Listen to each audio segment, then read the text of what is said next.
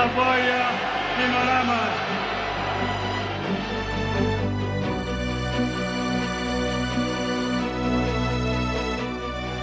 Γιατί σε μας έπεσε ο βαρύς κλήρος να δώσουμε τη μάχη για να θέσουμε τέλος σε μια ιστορία που 50 χρόνια ταλαιπωρεί τη χώρα μας.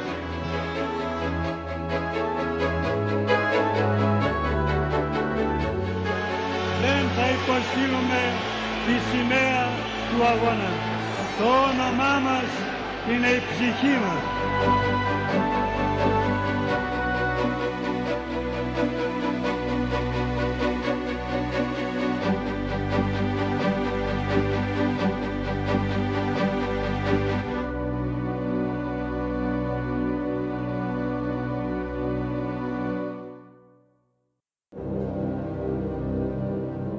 Според сегашните грчки тврдења, Македонија секогаш била сметана за грчка земја.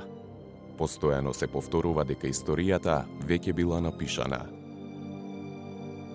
Кога станува збор за современите грчко-македонски односи, за разликите околу името помеѓу Република Македонија и Република Грција, грчките политичари и општественото мнение вообичаено се повикуваат на историјата, тврдејќи и сега и порано дека Македонија отсекогаш била грчка земја, што значи според историјата нив им припаѓа ексклузивното право да го користат името Македонија.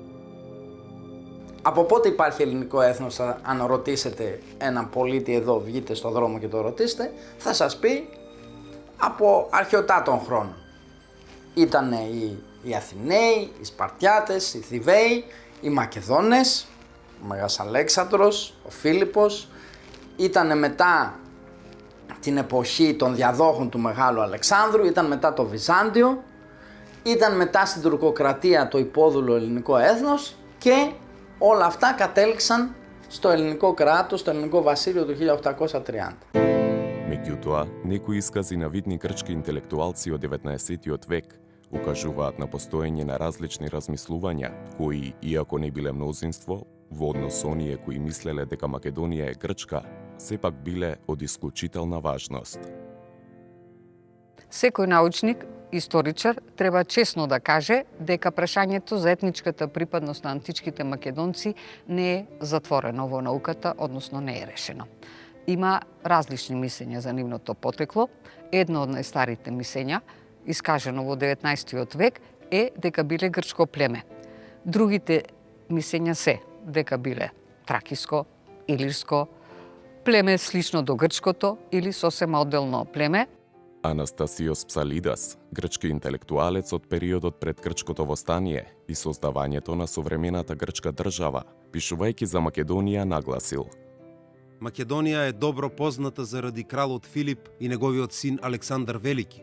Меѓутоа, сега земјата е бедна бидејќи е населена со беден народ. Таа е богата со жито, вино, свила, памук и други производи. Меѓутоа, знаењето целосно исчезна и незините жители се бугари, турци, малку грци и власи кои дојдоа од Албанија.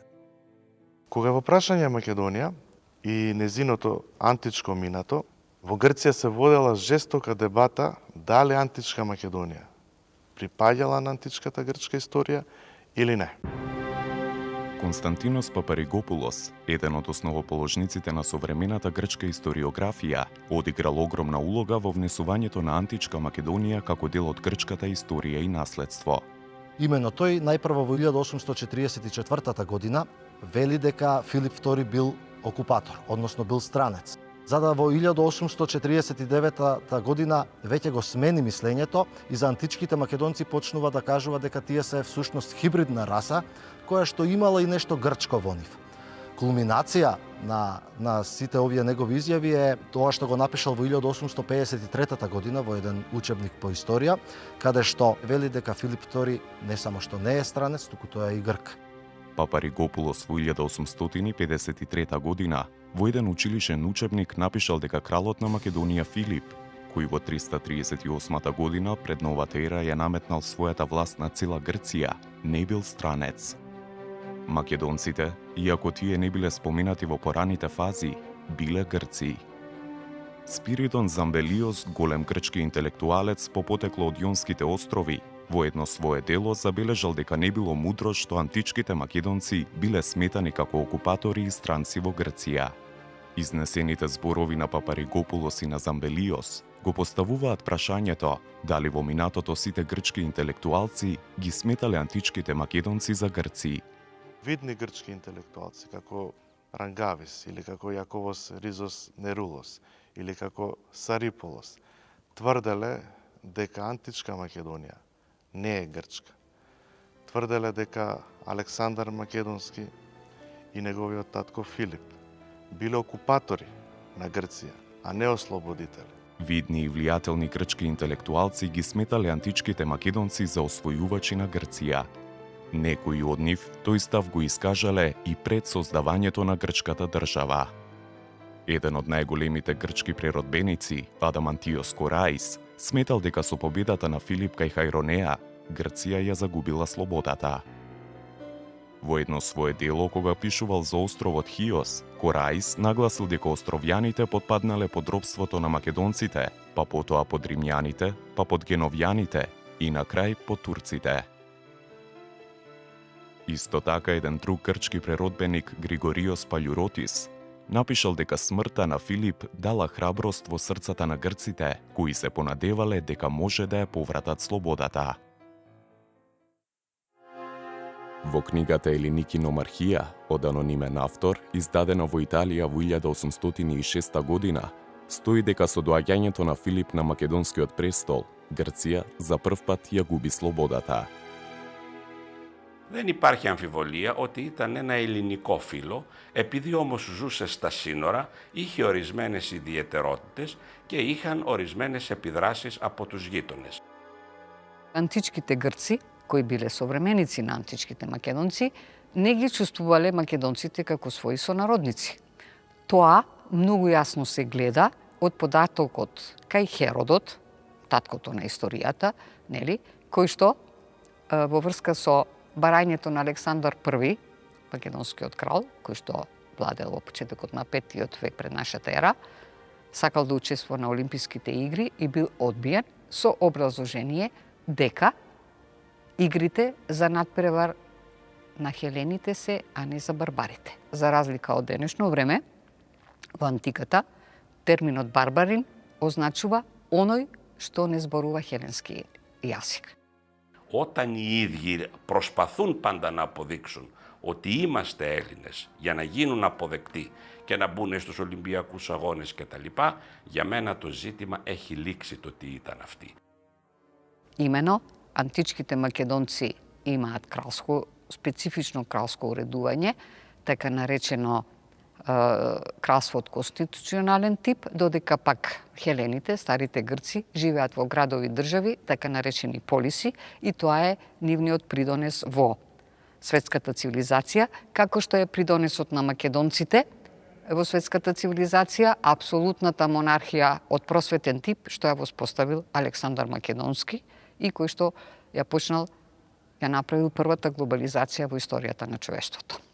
Големиот грчки интелектуалец Николаос Сариполос при воведното предавање на Атинскиот универзитет на 21 октомври 1848 истакнал дека по битката на Хајронеа големиот пепел на робството фрли темнина врз Грција. Όταν το Μακεδονικό Βασίλειο επί Φιλίππου αρχίζει να επεκτείνεται, τότε προκαλεί οικονομικό πόλεμο στην Αθήνα, διότι ο Φίλιππος είχε ανακαλύψει νομίσματα και υπέσκαπτε κατά κάποιο τρόπο τις αποικίες που είχαν οι Αθηναίοι. Έτσι μπορεί να καταλάβει κανείς την επίθεση που κάνει ο Δημοσθένης εναντίον του Φιλίππου. Είναι οικονομικά τα αίτια. Но дали нападите на Демостен врз Филип биле само од економска причина или нешто многу повеќе од тоа? За ова може би најдобро сведочат познатите политички говори Филипики на најголемиот и најславниот говорник на античка Грција Демостен, со кои тој го напаѓа кралот Филип II Македонски и неговата експанзија, но во исто време ги критикувал и атињаните и ги повикувал на одлучна акција против македонците. Па така тој ги истакне: Филип не е ниту Хелен, ниту пак е близок со хелените, не е ниту варварин од земја за која нешто убаво би можел да кажеш, туку е чума македонска, од каде порано човек ни роб не би купил. Судирот меѓу Македонското кралство и Атина во прв ред како водечка сила меѓу старите грци бил колку економски, толку и политички. Хелените имале трговски врски со македонците поради нивната економска зависност. Зависноста на Атина е заради дрво, за изградба на бродови кои биле потребни за снабдување со основните животни намирници, житото од нејзините колонии, односно од грчките колонии на Црното море. Така што Атина секога се мешала во внатрешните работи на Македонија, во династичките борби, обидувајќи се да има свој човек, во наводници, на македонскиот престол. Крај на таквото мешање ќе стави Филип II, кој што ќе и даде водечка улога на Македонија во источниот Медитеран. Во времето на Филип II, регионот Македонија, каде што денеска се наоѓа Република Македонија, бил нарекуван Горна Македонија, а регионот под Гевгелија па се до Солун бил нарекуван Долна Македонија. Јаковос Ризос Нерулос, председател на Атинското археолошко друштво, на еден состанок на ова здружение, одржан на Атинскиот Акропол на 25 мај 1841, меѓу другото изјавил: Битката се случи кај Хајронеа. Во неа победи Филип. Меѓутоа, Филип направи нешто пострашно. Тој го создаде Αλεξάνδαρ. Είναι αυτοί οι οποίοι διέδωσαν τον ελληνισμό με την εκστρατεία του Μεγάλου Αλεξάνδρου.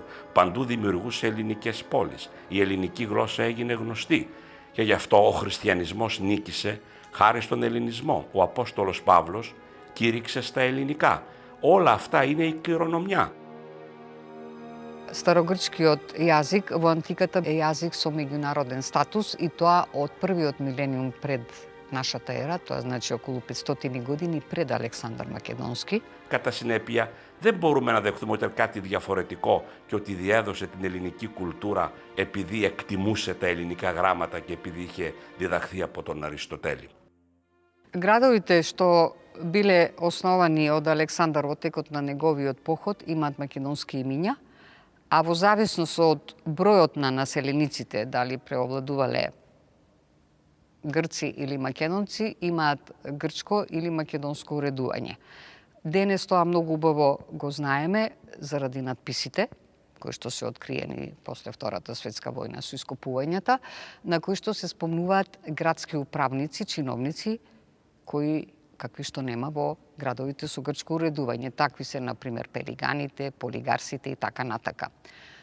Заради ова, во науката, уште во 19 век, големиот германски историчар Густав Дройзен го вовел терминот хеленистички, за да се направи разлика со хеленски. Кога ќе речеме хеленски, тоа е културата на хелените, старите грци, додека хеленистички период и хеленистичка култура е онаа култура која почна да се создава со походот на Александар Македонски и во чие создавање има елементи од културите на староисточните народи, од културата на античките македонци, се разбира од културата и на античките хелени. Значи, таа култура е космополитска, а не е национална, во наводници национална, оти во антиката нема нации, како што е хеленската.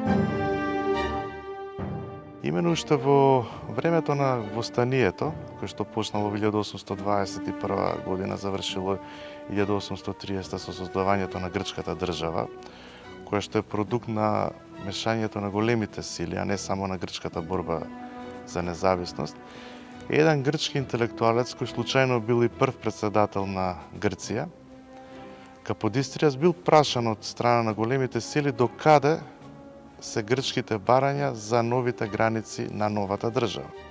Тој ја предложил линијата Олимп Мецово со образложение. Оваа линија исто така во минатото ја делела Грција од северните соседни земји. Во средниот век и во модерното време Тесалија секогаш беше задржана како Грчка, додека Македонија беше освоена од словените и многу други раси. Според Каподистријас, оваа линија била добра за раздвојување на двата народа или поточно држави. Тој сметал дека според регионите со востанија во Македонија, на Грција би требало да и припадне и територијата јужно од линијата Олим-Порфански залив, како и Негуш и Халкидик. Тука беа усогласени политиките и ставовите на моќните големи сили, трите големи сили или меѓународен фактор, како што викаме, и тие многу брзо и призна независност од држава заради посебната стратегиска местоположба и ограничија да биде една мала островска земја на Пелопонес и со еден мал тесен појас во континенталниот дел, кај што немаше да речеме никакви допирни точки со централниот дел на Балканскиот полуостров. Грчката држава создадена во 1830 година, на почетокот, како и сите млади држави, се соочувала со сериозни предизвици. Во составот на новата држава влегле Атика, Средна Грција и Пелопонес, заедно со еден дел од Егејските острови. Θέλω να πω ότι όταν δημιουργείται αυτή η έννοια της ιστορικής συνέχειας του ελληνισμού, αυτό υπάρχει νωρίτερα, πριν από τη δημιουργία κράτους, από τον Ρίγα τον Βελεστινή, τον Φεραίο. Από εκεί μιλάει για το Βυζάντιο εδουλώθημεν και αυτός είναι ο πρώτος ο οποίος βγάζει την χάρτα του Μεγάλου Αλεξάνδρου. Θέλω να πω ότι αυτά υπάρχουν μέσα στην ελληνική εθνική ιδεολογία. Постепено, античките македонци, нивната држава и историја започнале да се сметаат за дел од грчкото минато и традиција. Во 1843 година во Грција избива едно, според некој востание, според некој класичен државен удар.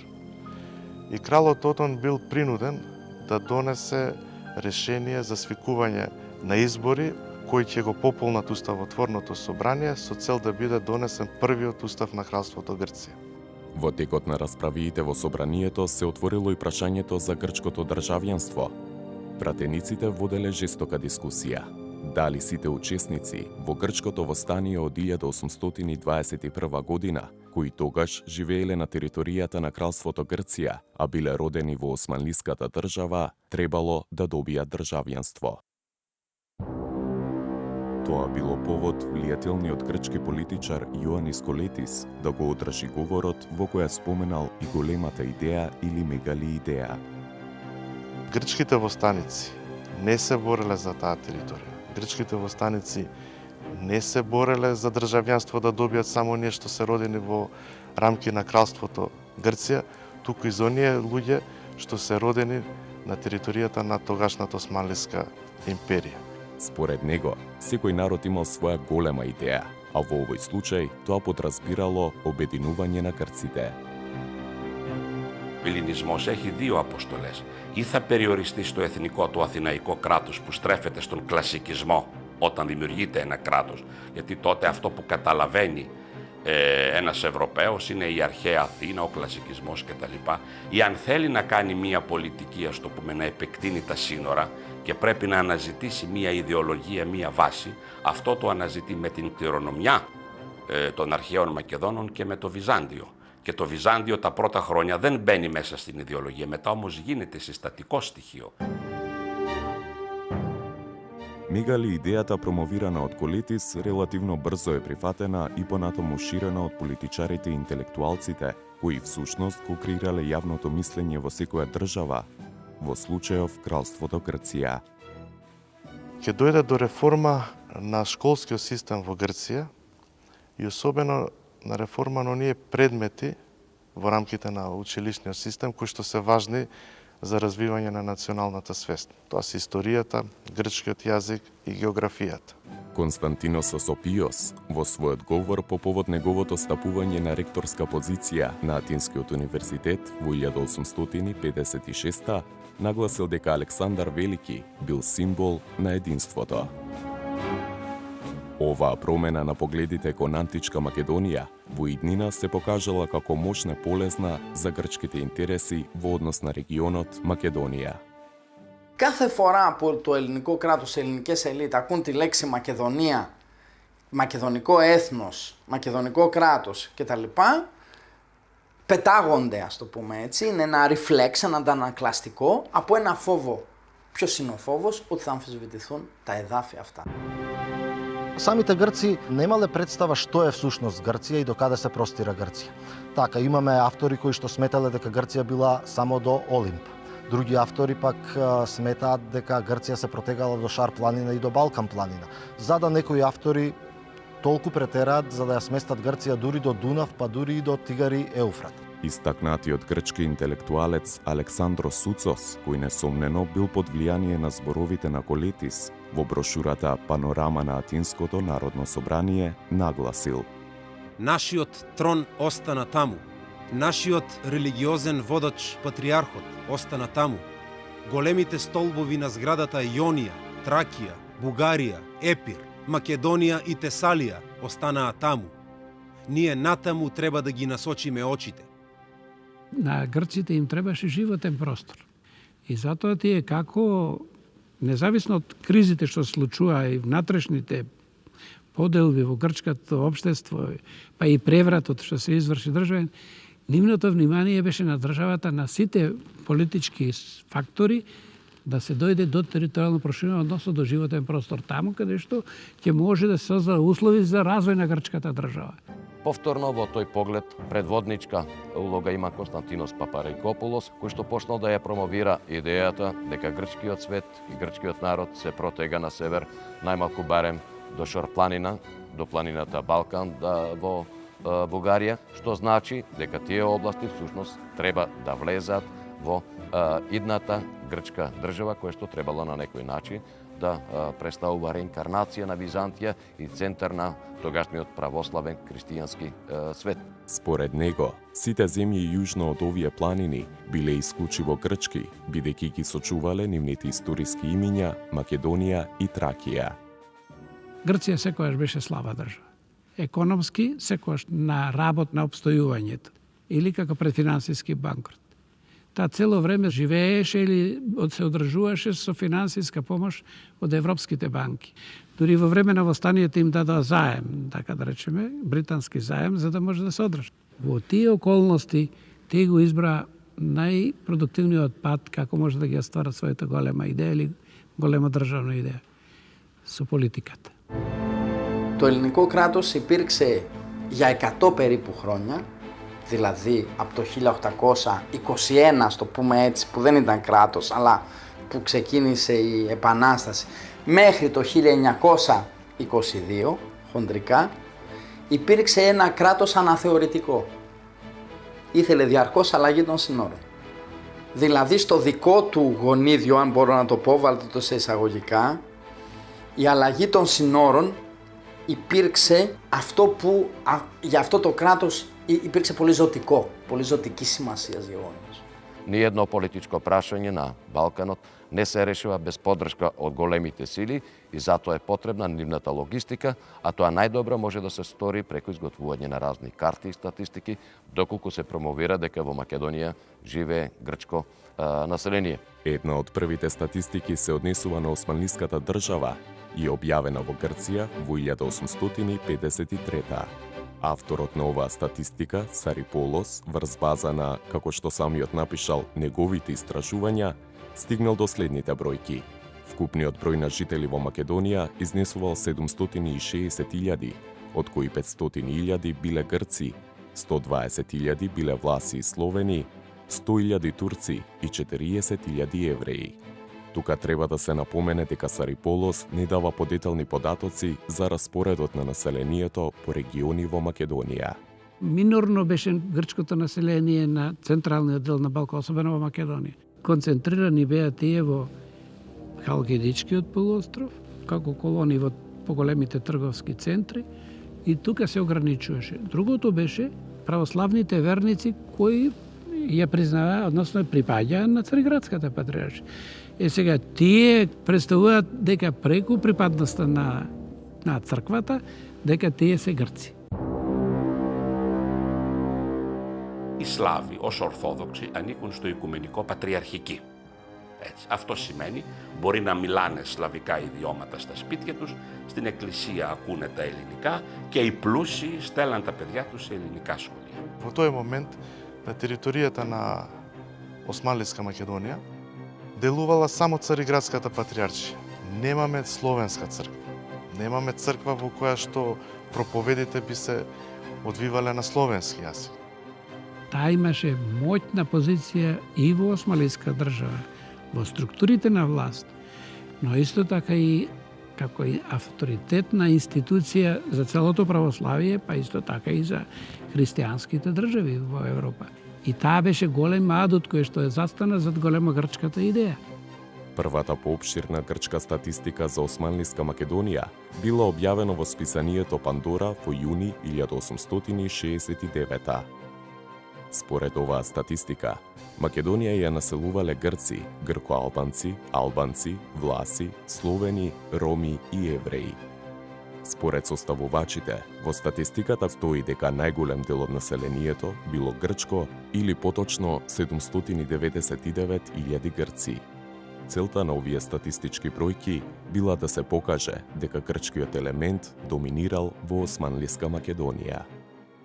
Во Грција биле свесни дека етничкиот состав во регионот Македонија не одговарал на грчките аспирации. Огромниот дел од населението немал грчко потекло. Дури во оние делови на регионот Македонија кои што денес се во рамките на Република Грција, кој ние го нарекуваме Егејска Македонија, грците Грчка Македонија, мнозинството од населението било словенско. Артур Еванс во еден свој напис во Лондонски Таймс од 5 октомври 1903 година, пишувајќи за бројноста и територијалната распространетост на грчкото население во Македонија, запишал: со исклучок на една тесна ивица на југ и неколку распрснати центри без поголема важност, во внатрешноста на провинцијата грчкиот елемент нема вистинско влијание во Македонија. Δηλαδή το μακεδονικό ζήτημα είναι ένα ζήτημα που ταλαιπωρεί την Ελλάδα, το ελληνικό κράτος, από τα τέλη του 19ου αιώνα. Είναι ένα ζήτημα ουσιαστικά θεμελιώδης ως προς την αλλαγή των συνόρων και ως προς την επέκταση που θα καταλήξει στους Βαλκανικούς πολέμους, στο μεγάλο πόλεμο, δηλαδή 12-13, όπου πραγματικά προστίθεται έδαφος πολύ σημαντικό στην ελληνική επικράτεια. Без Македонија не било можно да се добие Тракија, а со тоа и градот кој бил сон на грчките националисти, Цариград. Затоа историјата и територијата на античка Македонија во иднина играле важна улога во грчките аспирации кон Османлиска Македонија, како и во зацврстувањето на тврдењата дека Македонија била античка грчка земја. Во 1870 година, со поддршка на Русија, е формирана Бугарската екзархија, православна црква која што треба да ги задоволи христијанските потреби на православното население на Балканот, кое што пред се зборува словенски јазик. Άρα έπρεπε ο λεγόμενος μακεδονικός αγώνας, μακεδόνσκα μπορμπά, όπως εμείς τον αντιλαμβανόμαστε, είχε ορισμένα επίπεδα. Το πρώτο ήταν το εκκλησιαστικό. Τότε το μακεδονικό για μας είναι βουλγαρικό ζήτημα. Ήταν η βουλγαρική εξαρχία που ήθελε επισκόπους Βούλγαρους. Και στην Αχρίδα και στα Σκόπια και στα Βέλεσά μετά και στο μοναστήρι και στη Δίβρα υπήρχε επίσκοπος που ανήκε στη βουλγαρική εξαρχία. Со екзархијата се предвидуваше епархиите со славенско население да бираат кон кого ќе се предадат, дали кон грчката или кон бугарската екзархија. Το να ταυτιστεί ένας Σλάβος με τη βουλγαρική εθνική ιδέα τον 19ο αιώνα, αυτό είχε μία βάση. Μιλάω μία γλώσσα η οποία είναι σλαβική. Δεύτερον, υπάρχει ιστορική ρίζα? Υπάρχει. Υπήρχε ένα κράτος μεσαιωνικό βουλγαρικό. Особено шокантно за грчката надворешна политика биле референдумите што биле одржани во Скопје и во Битола, на кои што населението масовно се приклонило кон екзархијата. Политичките настани кои се случиле на Балканот со започнување на големата источна криза од 1875 до 1881 година, меѓу другото, довели и до преиспитување на територијалните апетити на Грција кон Османлиска Македонија. Со Берлинскиот договор на шесте големи сили и Османлиска држава, со кој што главно заврши источната криза, на Србија и се призна независност, на Црна Гора независност, а тога и се призна автономен статус на Бугарија. Со која во иднина Грција ќе има големи проблеми и несогласувања околу Македонија и Тракија. На сите овие држави им се призна државна независност и се создаде нова историска реалност на Балканот. Некаде во 1880 година, грчкиот министер за надворешни работи Харилаос Трикупис ќе испрати едно барање до грчките конзулати во Македонија и Тракија да направат една анализа до каде, според нивните гледишта, би било можно Грција да бара територијално проширување. Грчкиот консул во Битола Логотетис на 2 јули 1880 година испратил одговор до Трикупис во кој сугерирал јужниот дел од Македонија, кој според него бил грчки, да се одвои од северниот по линијата Демирхисар, Крушево, Прилеп, Мариово, Струмица, Драма, Серес. Неговиот колега од Солун, Ватикиотис, предложил северната граница на областите во кои според него доминирал грчкиот елемент да се движи од Родопите кон Кресне и Малеш, па би продолжила кон устието на Црна река во Вардар и преку Тиквеш, Битола, Преспе и Охрид би завршила кај Корча. Во 1876 година, познатиот германски картограф Хенри Киперт издаде една етнографска карта на Балканот, која ќе предизвика жестоки реакции во Атина. Само најјужните делови на Македонија биле означени дека се населени со грчко население. Во Атина се решава по Берлин да биде испратен Папаригопулос и да почне да преговара и да разговара со Киперт околу модификација на оваа карта. Тој во преговорите со германскиот картограф Киперт во периодот од 1877 до 1878 година го убедил последниот како грчки реони во Османлиска Македонија да ги означи областите јужно од линијата Разлог, Неврокоп, Мелник, Струмица, Воден, Преспа. Докажувал дека она што во 19. век под влијание на панславизмот и останатите земји било именувано како територија Македонија во низините природни географски граници, сушност не одговара со историската вистина и притоа ги нуди аргументите дека некогашната моќна античка Македонија сушност никогаш не се протегала до Шарпланина, никогаш не излегувала до Согоските планини и затоа ја нудаат оваа линија која што се протега појужно и тогаш всушност го создават и терминот вистинска Македонија. Непосредно пред почетокот на Берлинскиот конгрес била издадена брошура со мапа за сликовита представа на идејата. Насловот на оваа брошура е Објаснувачка забелешка за етнографската карта на грчките, словенските, албанските и романските земји, направена од Хенри Киперт. На тој начин дошло до поместување на линијата на областите на Балканот, кои биле населени со мнозинско грчко население кон север. Τον 19ο αιώνα λειτουργεί πολύ ο ιστορισμός. Έπρεπε να αποδείξεις ότι έχεις ιστορική καταγωγή, ότι έχεις πλούσιο ιστορικό παρελθόν, ένδοξο παρελθόν, ότι ταυτίζεσαι με ένα χώρο στον οποίο μπορείς να φτιάξεις αργότερα το εθνικό σου κράτος, ότι υπάρχει μια δύναμη η οποία μπορεί να σε βοηθήσει. Линијата по која во иднина ќе се движат грчките аспирации била исцртана. Во меѓувреме Папаригопулос прави друга анализа и ја дели Македонија на 3 јазични зони. Вели првата јазична зона, јужно од Костур спрема Негош, малку посеверно од Солун, па спрема Драма, е неоспорно грчка јазична зона. Втората зона е од ова јужна јазична грчка зона до најсеверната линија на грчките аспирации. Папаригопулос вели таму населението е мешано. Во зависност кој ќе победи во пропагандната активност, тој ќе ја добие таа територија. А над северот, од најсеверната линија на грчките интереси, е вика неоспорна словенска зона. Понекогаш ја нарекува српска, понекогаш најчесто бугарска, македонска воопшто не спомнува. Со цел да се обезбеди јужната линија, Папаригопулос предложил засилување на пропагандните акции по линијата Битола, Гевгелија, Струмица, Мелник. Во 1885 година, во влијателното британско списание The Contemporary Review се појавила една статија во која еден анонимен грчки државник, како што се потпишал, ја промовирал идејата за поделба на Македонија на два дела, но и за намалување на границите на регионот во рамките на линијата за која станува збор.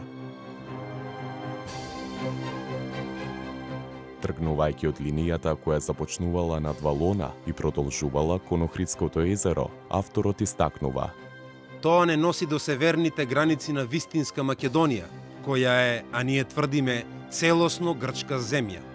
Во оваа статија го сретнуваме терминот «вистинска Македонија», кој бил прифатен од страна на грчките политичари и интелектуалци, со цел да се докаже дека античка Македонија немала врска со географскиот регион Македонија од 19-тиот век.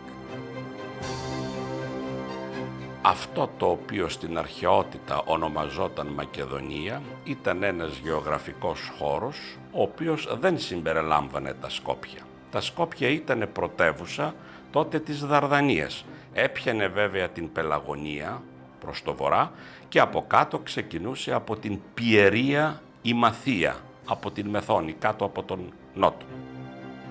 Откако оваа линија на северни грчки аспирации во регионот Македонија ќе биде направена, таа ќе треба да се употреби.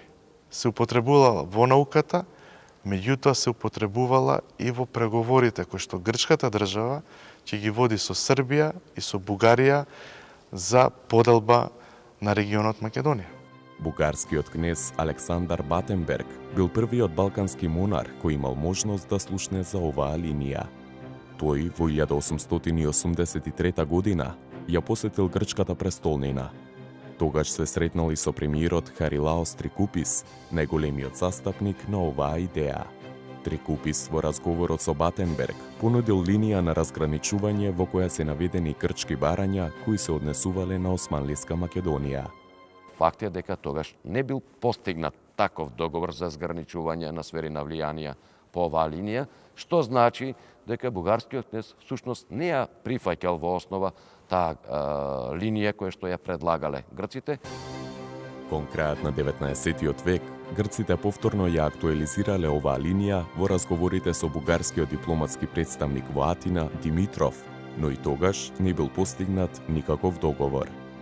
Грците сакале да ги убедат бугарите дека немаат потреба од излез на море преку некое пристаниште во Османлиска Македонија. Бугарите пак исто така, повикувајќи се на средновековната историја и на традициите, претендирале на овој простор и барале излез преку Македонија на Егејското море. Ти не може да се договорат за разграничување, затоа договорија само начелен сојуз без решање на територијалното прашање. А тоа значи свесно го препуштија, секој верувајќи дека во текот на војната ќе го постигне тоа што треба да се постигне.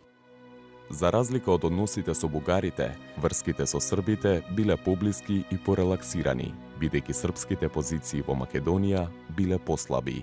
Српската пропаганда е многу послаба во Македонија, а тоа е последица на тоа што пак србите немале официјално призната црква во рамките на Османлиската империја и тука ќе започне една српско-грчка соработка во однос на Македонија.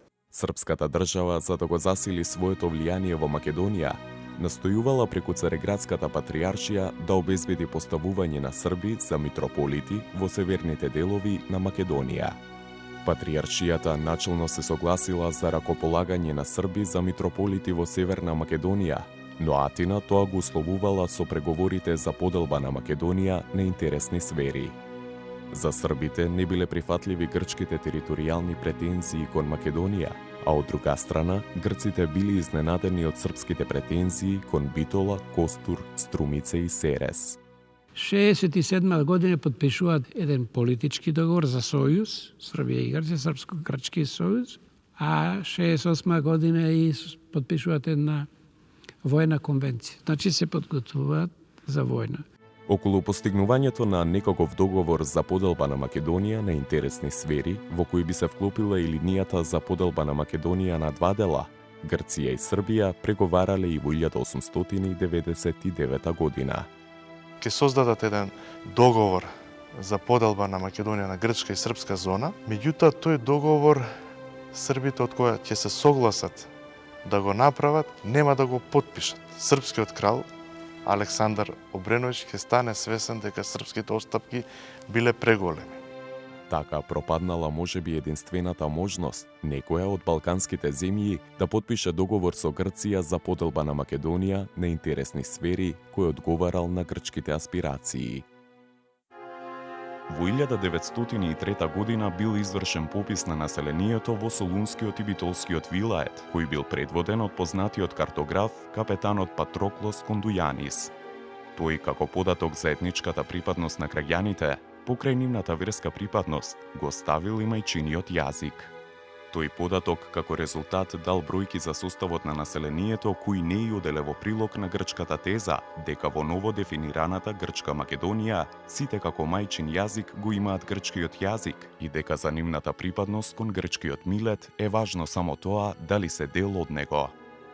Тоа е причината што до денешен ден извештајот од пописот на Патроклос Кондујанис се држи во бункер во грчкото Министерство за надворешни работи. Не е познато на кој начин познатиот грчки историчар и публицист Тасос Костопулос успеал да дојде до тој извештај и да објави делови од него во неговата книга Забранетиот јазик, во која ја објавил табелата со податоците за составот на христијанското население во Солунскиот и Битолскиот вилает, според која од вкупните 798.812 христијани, елинофоните учествуваат со 306.619 лица, односно со 38,4%, додека славофоните биле застапени со 421.798 лица, или со мнозинство од 52,8%. После ваквите бројки и пописни резултати, грчката држава тргнала во уште поголема офанзива да ги промени ваквите состојби на теренот и на секаков можен начин да ја промени етнографската карта на историска Македонија. Во средината на 90-тите години во Македонија се јавува уште еден нов фактор кој што во известна смисла ќе им ги пореметува односите на соседните балкански земји кон Македонија. Станува збор за Македонската револуционерна организација која што на површина ја изфрла идејата за автономија на Македонија, најпрвим во рамките на Османската држава, а потоа тоа да послужи како една преводна етапа за создавање на независна македонска држава. Значаен дел од грчките интелектуалци ќе излезат со разни негативни ставови по однос на самото востание, представувајќи го тоа како дело на бугарските власти во Македонија, како обид за ширење на бугарската идеја и на бугарскиот народ. Μετά την εξέγερση του Ήλιντεν έγινε αισθητός στην Αθήνα ο κίνδυνος τότε από τα εμείς τα λέγαμε βουλγαρικά κομιτάτα, από τη ВМРО και γενικότερα από τη Βουλγαρία. Во време на Илиденското востание, грците нудеа со војна да ја помогнат на Османската држава за да задуши Илиденското востание. Докаде одеше тоа? Όταν τελικά ταυτίζονται τα συμφέροντα των Μακεδόνων Σλάβων με τη βουλγαρική εθνική ιδέα, αλλά βλέπουν κάποτε ότι η Βουλγαρία δεν μπορεί να παίξει ένα ρόλο και όλη αυτή η κίνηση που γίνεται με τη Βεμερό, τα κομιτάτα, με τις συγκρούσεις και όλα αυτά, ακόμα και με την εξέγερση του Ήλιντεν, δεν υπάρχει αμφιβολία ότι αν δεν είχαν την υπόσχεση ψευδή ότι η Βουλγαρία θα κηρύξει πόλεμο και θα κινηθεί, δεν θα ξεκινούσαν. После востанието започнува веќе и србите, и грците, и бугарите на отворена агресија со вооружени чети, финансирани од државите, обучувани, се разбира, предводени од офицери, практично отворена војна агресија се изврши овде пред очите на европските големи сили. Грчките андърски чети ќе навлезат во јужните делови на Македонија и некои нивни чети ќе стигнат дури и до Смилево, ќе го запалат Смилево, други ќе делуваат во Гевгелиско, во околината на Струмица и така натаму. Τότε για μας μετά το Ήλιντεν καταλαβαίνουν στην Αθήνα ότι κατά της βουλγαρικής πολιτικής στη Μακεδονία πρέπει να έχεις και ένοπλα σώματα, δηλαδή ανθρώπους οι οποίοι να μπορέσουν να κάνουν έναν ανταρτοπόλεμο. Αυτοί τώρα είναι ντόπιοι, όμως είναι Έλληνες αξιωματικοί που διοικούν τα σώματα. Από το 1904 μέχρι το 1908 υπάρχει ένας αγώνας εδώ μεταξύ ελληνικών ανταρτικών σωμάτων και βουλγαρικών τότε, για τη δική μας αντίληψη, ανταρτικών σωμάτων. Επειδή η Βεμερό είχε περάσει μια μεγάλη κρίση μετά το Ήλιντεν, γιατί αναζητήθηκαν ευθύνες ποιος παρέσυρε τον κόσμο στην εξέγερση, Ρίλσκι μοναστήρ, θυμάστε, ο Σαντάνς και ο Τσαρνοπέφ διαφοροποιούνται, η διάσπαση της Βεμερό, η βοήθεια που δίναν οι βλάχοι στα ελληνικά ανταρτικά σώματα, ιδιαίτερα στην περιοχή του μοναστηριού κτλ., συντέλεσαν ώστε οι Έλληνες να μπορέσουν να έχουν αρκετές επιτυχίες. Целта не е само да се победат четите на Македонската револуционерна организација или пак конкурентските чети, туку и да се покаже докаде е грчкиот интерес. Και εγώ θα έλεγα ότι στο στοιχείο της ταυτότητας το λεγόμενο, η λεγόμενη σλαβομακεδονική ταυτότητα είναι μία προσπάθεια διαφοροποίησης από το βουλγαρικό εθνικισμό, τον σερβικό εθνικισμό και τον ελληνικό εθνικισμό. Δηλαδή πάρεις παράδειγμα τον Μισίρκοφ. Ο Μισίρκοφ ήταν από εδώ, από το χωριό Νέα Πέλα. Πήγε σε ελληνικό σχολείο, ελληνικά έμαθε. Πήγε στη Βουλγαρία, μαθαίνει και τα βουλγαρικά και τα λοιπά. Πάει στη Σερβία. Πέρασε από όλες αυτές τις προπαγάνδες και είδε ότι 25 χρόνια δεν γίνεται τίποτα. Άρα πρέπει να διαφοροποιηθούμε και το λέει ξεκάθαρα ότι μιλάω σαν πολιτικός. Со Илинденското остание народот македонски покажа дека е решен да се бори, да се избори за своја држава, дека создаде моќна организација и доколку сега и европските големи сили, кои што се појави како реформаторки, се придржува за реформската програма, тоа можело да доведе до создавање на автономна македонска држава, а тоа значи да пропаднат сите нивни планови.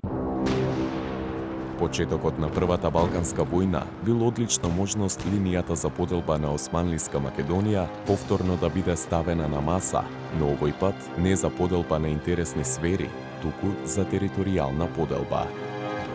1910-11 година почнува да се надзираат контурите на идниот Балкански сојуз за поделба на османското наследство во Македонија и во тој контекст интересно е ако се проследат и преговорите помеѓу балканските земји, кој докаде барал разграничување. Грчката држава била раководена од Елефтериос Венизелос, врвен политичар, врвен манипулатор, интригант и врвен интелектуалец.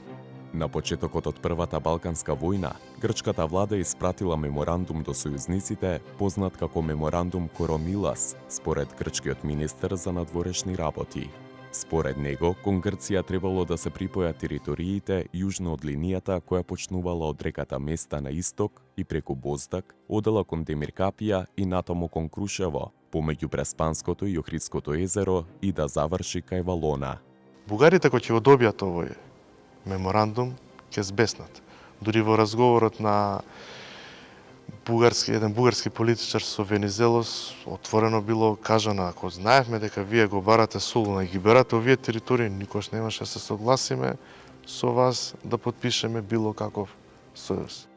Грчкиот премиер Венизелос тактички избегнал да се обврзе на исцртување на конкретна линија, бидејќи било тешко да се договорат со бугарите. Но потајно секој се надевал дека со силата на оружјето ќе успее да ја оствари замислената цел.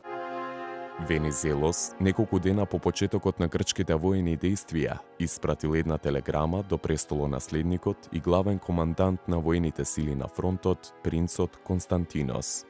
Во неа, грчкиот премиер нагласил дека заради политички причини, војската морала да брза кон Солун. Тој сметал дека Солун бил приоритет на грчките воени активности во војната. Кон Солун одели и бугарите, а со тоа постоела опасност тие први да влизат во градот, сметал Венизелос и затоа инсистирал да се оди исклучително на Солун. Βαλκανικών πολέμων. Όλοι γιορτάζουν, και οι Έλληνες και οι Σέρβοι και οι Βούλγαροι στην αρχή κτλ. Μόνο εσείς δεν γιορτάζετε. Λέτε ότι τότε η Μακεδονία διαμελίστηκε με στους Βαλκάνιους γείτονες και το Βουκουρέστι. Τι ήταν η Μακεδονία πριν τη 10η Αυγούστου του 1913. Δεν ήταν κράτος ξεχωριστό όπως η Πολωνία για να πεις ότι διαμελίστηκε. Ήταν μια περιοχή την οποία είχαν απελευθερώσει κατά τη γνώμη μου οι Βαλκάνιοι συμμαχοί. Ήταν η Βουλγαρία αυτή η οποία διεκδικούσε το μεγαλύτερο κομμάτι και αυτή η οποία ήθελε να αλλάξουν τα σύνορα. Грчката војска влегла во Солун. Основата за остварување на територијалните амбиции била поставена. Бугарија бараше, бидејќи најмногу придонела за победата на војната, да има излез од Црно до Јадранско море. Да немат граница меѓу Србија и Грција. Овие беа подстрекуваат цена да имат меѓу себе граници. И тога немаше спогодување. Следуваше војна. Кој ќе му стане јасно на Венизелос дека судирот со Бугарија е неизбежен. Со србите преговара Битола, која што грците ја смета за своја зона, за свој град, беше освоен од српската војска и Венизелос се согласи Битола да остане во Србија. При тоа, надвор од линијата која била исцртана во 80-тите години на 19-тиот век, останале Битола, Крушево, Гевгелија, Струмица, Мелник и Неврокоп. Односно, надвор од линијата останал помалиот дел. Најголеми злочини направија грците во време на војната. Жестоко ги гранатира македонските градови. Кукуш до темел беше уништен. Многу населени беше тотално разорени со гранатирање, кај што влегува. Се разбира, никој нели не уништува сопствена територија, нели така како е то така, како што тврда грците. Венизелос успеал во голема мера да ја оствари линијата која била нацртана од Папаригопулос и грчките дипломати. Таа дури и денес е актуелна.